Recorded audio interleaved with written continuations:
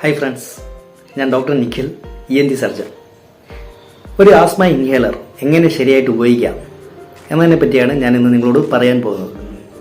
ഇത് വളരെയധികം പ്രധാനപ്പെട്ട ഒരു കാര്യമാണ്. നമുക്കെല്ലാവർക്കും അറിയാം, നമ്മളുടെ ഇടയിൽ ആസ്മ, അലർജി തുടങ്ങിയുള്ള രോഗങ്ങൾ കൂടിക്കൊണ്ടിരിക്കുകയാണ്. അപ്പോൾ ഇതിൽ പല ആസ്മ ട്രീറ്റ്മെൻറ്റും ഫെയിലാകുവാനുള്ള ഒരു പ്രധാന കാര്യമെന്ന് പറയുന്നത് പലർക്കും ആസ്മ ഇൻഹേലർ എങ്ങനെ ശരിയായിട്ട് ഉപയോഗിക്കാൻ അറിയില്ല എന്നുള്ളത് കൊണ്ടാണ്. അപ്പോൾ എങ്ങനെയാണ് ഒരു ആസ്മ ഇൻഹേലർ ശരിയായിട്ട് ഉപയോഗിക്കേണ്ടത് എന്നാണ് ഇന്ന് ഞാൻ നിങ്ങളോട് പറയാൻ പോകുന്നത്. ഇതാണ് അപ്പോൾ കോമൺ ആയിട്ട് ഉപയോഗിക്കുന്ന ഒരു ഇൻഹേലർ. അപ്പോൾ ഇത് നോക്കുമ്പോൾ അറിയാം, ഇതിന് ഒരു മെഡിസിൻ വെക്കുന്ന പാർട്ടുണ്ട്, ഒരു മൗത്ത് പാർട്ടുമുണ്ട്, മൗത്ത് പീസും ഉണ്ട്. അപ്പോൾ ഇതിന് സറൗണ്ട് ചെയ്തൊരു മൗത്ത് ക്യാപ്പും ഉണ്ട്. അപ്പോൾ ആദ്യമായിട്ട് ഇൻഹേലർ ഉപയോഗിക്കുന്നതിന് മുന്നേ തന്നെ നല്ലോണം ഒന്ന് ഷെയ്ക്ക് ചെയ്യുക. അതിനുശേഷം മൗത്ത് ക്യാപ്പ് മാറ്റിയതിന് ശേഷം ഒരു 1 or 2 പഫ് ജസ്റ്റ് പ്രസ് ചെയ്യുക. അതായത് ഇത് വർക്കിംഗ് ആണോ എന്നുള്ള കാര്യം. സ്റ്റെപ്പ് 1, ഈ മൗത്ത് ക്യാപ്പ് മാറ്റുക. സ്റ്റെപ്പ് 2, ഈ മൗത്ത് പീസ് നമ്മുടെ വയയുടെ അകത്തേക്ക് വെക്കുക.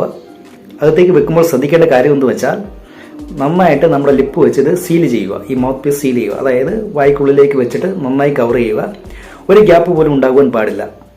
അങ്ങനെ ഉണ്ടായാൽ നമ്മൾ പഫ് എടുക്കുമ്പോൾ ഈ ഗ്യാപ്പിൽ, ഈ വയറിലെ ഈ ഗ്യാപ്പിൽ കൂടെ ഇത് വെളിയിലേക്ക് പോകാൻ ഇടയാകും. അങ്ങനെ പകുതി മെഡിസിൻ ഉള്ളിലേക്ക് എത്തുകയില്ല. സ്റ്റെപ്പ് 3 എന്ന് വെച്ചാൽ പഫ് എടുക്കുന്നതിൻ്റെ കൂടെ തന്നെ ഒരു 3 സെക്കൻഡ് ഇൻഹേൽ ചെയ്യുക. അതായത് ഇൻഹേൽ ചെയ്യുന്നതിൻ്റെ കൂടെ ഈ പഫ് ഉള്ളിലേക്ക് പോവുക. അതിനുശേഷം ഒരു 7 to 10 സെക്കൻഡോളം ഒന്ന് ഹോൾഡ് ചെയ്യുക, ബ്രത്ത് ഹോൾഡ് ചെയ്യുക. ഇതെന്തിനാണെന്ന് വെച്ചാൽ ഈ ഉള്ളിലേക്ക് പോയ മെഡിസിൻ നമ്മുടെ ലങ്സ് വരെ എത്താൻ ഒരു സമയം കൊടുക്കുക. അപ്പോൾ ഇവിടെയാണ് പലരും ഒരു മിസ്റ്റേക്ക് വരുന്നത്. അതായത് എല്ലാവരും പഫ് എടുത്തതിന് ശേഷം പെട്ടെന്ന് തന്നെ എക്സേൽ ചെയ്യുന്നു. ഇനി ഞാൻ ഒന്ന് ഡെമോൺസ്ട്രേറ്റ് ചെയ്ത് കാണിക്കാം. ആദ്യമേ തന്നെ ഇൻഹേലർ എടുക്കുക. അതിനുശേഷം വയലിലേക്ക് വെക്കുക, നന്നായി കവർ ചെയ്യുക. ഇതിനുശേഷം പഫ് ചെയ്യുക.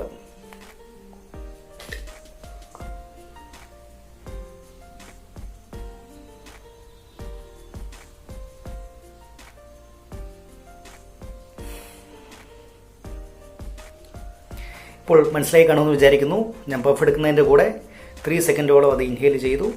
അതിനുശേഷം 7 to 10 സെക്കൻഡ് ഞാൻ ബ്രത്ത് ഹോൾഡ് ചെയ്തു. പിന്നീട് മൂക്കിലൂടെ എക്സേൽ ചെയ്തു. അപ്പോൾ ഇങ്ങനെയാണ് ശരിയായ രീതിയിൽ ഒരു ഇൻഹേലർ ഉപയോഗിക്കേണ്ടത്. എല്ലാവർക്കും മനസ്സിലായി കാണുമെന്ന് വിചാരിക്കുന്നു. വീണ്ടും ഒരു വീഡിയോ ആയി വരുന്നതുവരെ ഗുഡ് ബൈ.